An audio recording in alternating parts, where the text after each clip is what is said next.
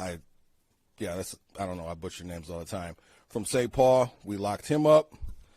Mr. Gilbert Bralali, he is a IT worker for Hennepin County, and he loves to look for the big booty Latinas. Well, looking for the big booty Latinas got you locked up, man. Next are Asim Javard out of Richfield. You're close to Bloomington. You should know better, too. Miguel Quinala out of St. Paul. We locked him up, too.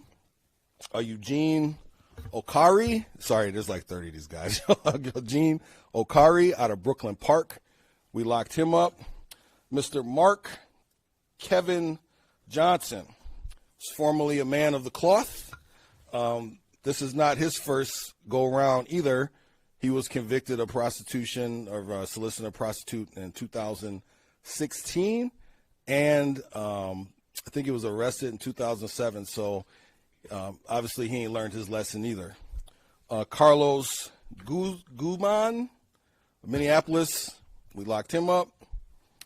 Farhad Saeed, we don't know where he's from yet, so we're still trying to figure that out, but he's 20 years old. He got locked up. Mohammed Ali, he was a member of a law enforcement organization in a civilian capacity. I think it was Metro Transit, so we've locked him up too, and I think they probably parted ways with him or starting some investigation with him and his employment.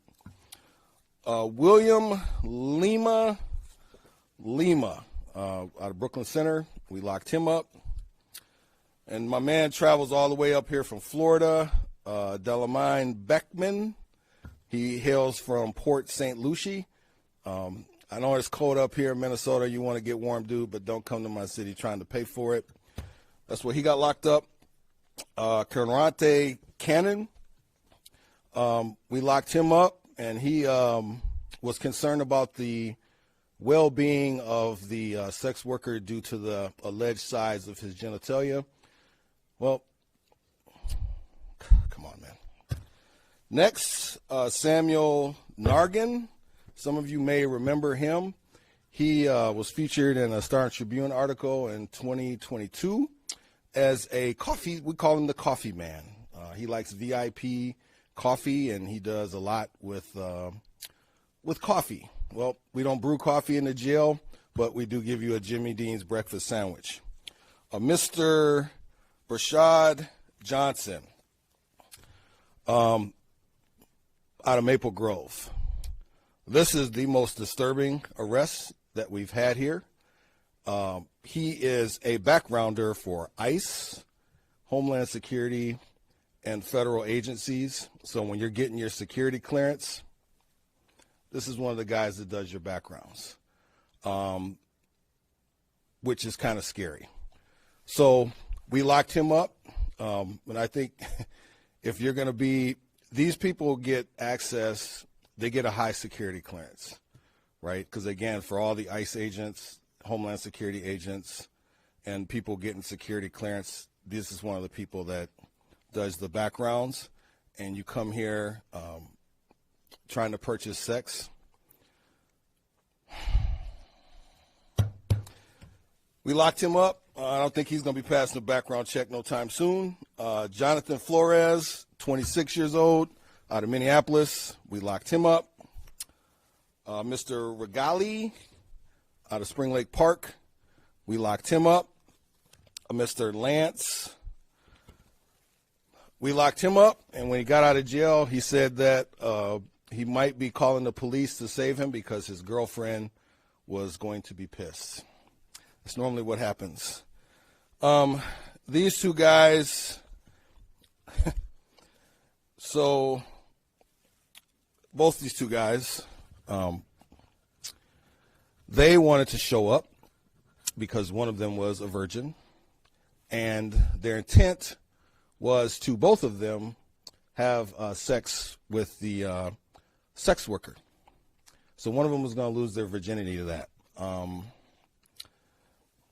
And I think they're both virgins to jail, too. So I guess they accomplished one of their goals. Well, they're no longer virgins to jail because we locked them up. And this is a picture of them walking together, going to lose one of their virginities. Grant's going to put that up there. They're going to lose. Oh, that's the other picture, Grant. Or we'll get. So they're going to lose their virginity together. Like I said, I think they lost virginity going into the jail. Next, Mr. Sahal, we locked him up. Ohore Sabarnes out of Belle Plaine, we locked him up. You all get your little 2 seconds of fame. Mr. Crespo, we locked him up. Mr. Alex, we locked him up. And both these guys are in Bloomington. Any resident in the city who doesn't know better by now needs to really check themselves. Mr. Fluentes, we locked him up. And then this is one of the oddest things we've seen in a while. And Grant, you can get this picture up here. Mr. Brian Mead. So Mr. Mead shows up, and, he's got to get ready before he goes and, engages with the sex worker. The picture here of him, he has a blue towel. He places a blue towel on the ground and starts doing push-ups. Push-ups before he's going to get engaged with the sex worker. Well, I guess in jail, we don't have a gym, and I guess people are going to figure out how to way to work out. But, at least he's neat. He doesn't want to get, dirt on his hands, so he places a towel on the ground, starts doing push-ups. 38 years old. Peyton Manning said it best in a commercial a long time ago. When you get our age, man, just get bigger T-shirts, dude. It's over, man. And Mr. Ba, he's 19 years old, out of Golden Valley. We locked him up. And Mr. Montanaco, he was insistent that the decoy wear red and black. Well, unfortunately for him, our decoy is not going to be wearing red and black, and he's going to be wearing orange, and we locked him up. So before I take any questions, I just want to close on a few things. If you know anybody who's being trafficked, please have them contact Cornerstone at 866-223-1111, or they can go to dayservices.org. And our detectives and all those who are involved did a great job on this operation, obviously. And then one of the lead detectives, I'll just call him, we got Agent J and Agent K. I'll just call him Agent J. This will probably be his last operation. And he did a phenomenal job. He's been really instrumental in locking a lot of these guys up. So with that, we'll take any questions you may have. You mentioned this was a record amount of people to bring in. Is there something going on or within this operation that you think led to this money arrest? Yeah, I think what you're having happen here, and we've been getting kind of whispers in the community, is that with this Operation Metro Surge going on, that a lot of these workers are having to go underground. So I think a lot of this is attributed somewhat to that, where people think that they can get away with this stuff now, so they're going to start to do it. And then especially in this case, we used a Latina female for a decoy, so there's been I think that probably contributed to some of this too, like people thinking that they could just get away with some of this stuff. That's a lot of people, over 300 something people that we chatted with in 2 days. That's a lot of people, but just be rest assured, and I just want to get this out here too. Despite the fact that we got this operation going on, we still got work to do, and we're still going to arrest people for this. When you talk about some of the people that you had mentioned earlier about ICE, and that some people, there was some arrests that you were attempting to make that they thought you were ICE. Yeah.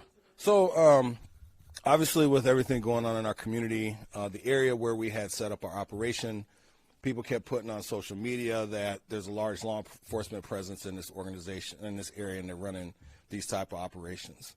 So people can see this on social media, and if we're telling people to come to this area to meet this decoy, they're not going to come because they see this online and they know it's us there or the police there. So if you go back and look during the days we're doing this, there's a lot of online chatter about law enforcement activity by this hotel, and some people didn't want to come because of that, but obviously 30 of them did. And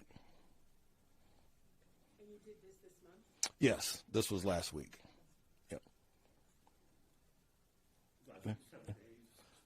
No, 2 days. 2 days. Yep. Was it one specific area? Yes. Yeah, we did one hotel. Yep. Yeah. You guys shut down the whole entire hotel for this, or No. are there people that are staying there and this is all happening? Yep. So yeah, people. He asked, do we do this in one hotel, or do people stay? Yeah, people still stay there, right? And yeah, some people ask questions, but bottom line is, unfortunately, a lot of hotels, human trafficking is taking place, or this type of work is taking place. You just don't see it as much. But yeah, most people, when you go to a hotel, they're not paying attention to other guests.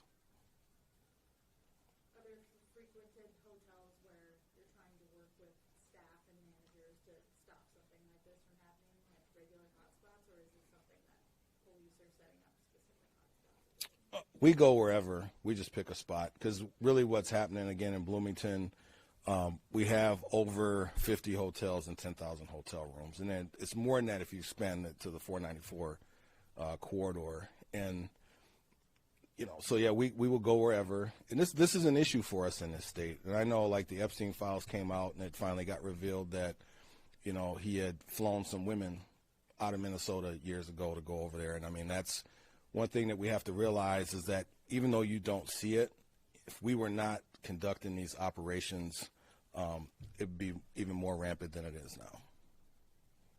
Did you circle back to the people who run the hotel to let them know, hey, we did this and this activity is going on, like giving them a heads up? Oh, yeah.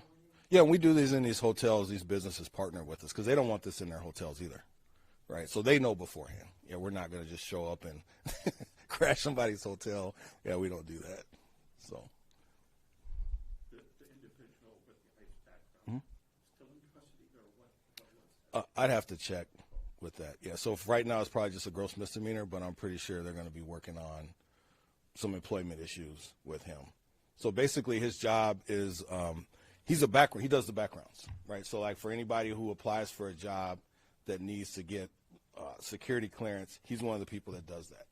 So he would go out to talk to people and see if they knew you or me or whoever, and then write those background reports. That was his job to do that. What was his response when you guys opened up the door and surprised? He didn't have no response, is what I was told. Is he employed, or is he one of the ICE employees? So he works for so let me be clear. So the federal government, they have a certain agency that does all their backgrounds, right? The DOD, Department of Defense. He works for them. So he does all the ICE backgrounds, HSI backgrounds, FBI. So whenever someone needs a security clearance, he's one of the people that does those backgrounds, but not just specific to ICE, other federal agencies also. Yep. Any of these guys illegal? I don't know. We don't have a way to verify that. And this background guy, Minnesota, Pennsylvania. Yes. Yep.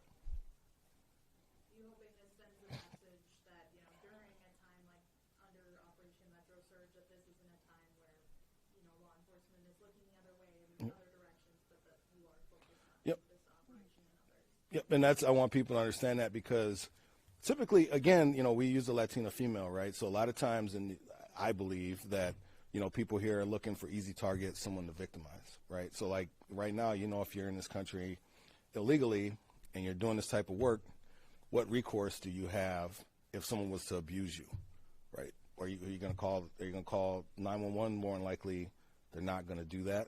And we just want to make sure that we're out here staying active and going after these folks. Because this, a lot of people will talk about sex workers and stuff being victimless. It's not, right? A lot of these women and dudes that do this, might be suffering from addiction. So if you got relatives that suffer from addiction, you don't want them showing up in a hotel selling themselves to some of these guys to make ends meet, man. This is not, it's not a victimless crime, and that's why, you know, we really go after these folks, and, you know, the people that we can save from the system, we do. We still have free in-home therapy here at the police department, so one of the only agencies that does that. We do everything we can to get people help, but we can't allow this to happen in our community. I may have missed this. Yes, ma'am. What are they, is everyone charged the same, or what are Yep. the charges? So, yep. So, all but 2 will be charged with gross misdemeanors, and they'll all be charged with the same thing. The other 2 are charged with felonies because they've had multiple convictions for this. So the background guy, Will be charged with a gross misdemeanor. because he's been, No, this is first offense. Yep, yep. Caught offense. Are they still incarcerated or are they been I think a lot of these people have already been released, but we can check. Typically, for a gross misdemeanor in Hennepin County, you're not staying in jail too long. Are you able to talk about the person that, more in depth about the person that you think is a sex trafficker, or is that just like under investigation? It's still under investigation. Yep. Can I just ask, were they trying to recruit the decoy? Yes. Yep. And that's, like I said, we rarely see that. The traffickers are actually very difficult to catch, and for that to happen, again, our folks do a great job at what they do, and they're really thorough in what they do, so hopefully that pans out, and I'll be standing here with a trafficker's face up here. Any other questions? Yeah. Looking for love in all the wrong places, man. Yeah, that's on our social media site. Yeah, yeah. so that video is in the social media? Yeah, it's on our Facebook. So once we're done here, I'm the one that send out the notice. I'll send out a link to the video, so you have that as well, the one that we put out on social media. Thanks for coming. It's a lot of dudes to burn through, man. I mean, normally you get like 15, now it's like 30. It's like, oh, God, you know. The Eddie Murphy version. Seriously, that wasn't a joke, dude. Literally, I literally thought Eddie Murphy sung that song until we went to look for it, dude.